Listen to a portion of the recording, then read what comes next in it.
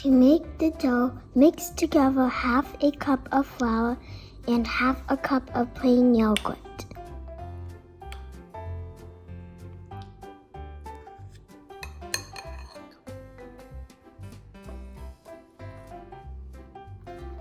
Sprinkle flour onto the table and knead the dough.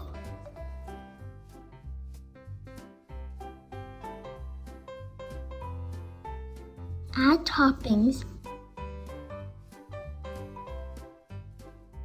Bake at 425 degrees for 18 minutes. Voila! Lunch is served.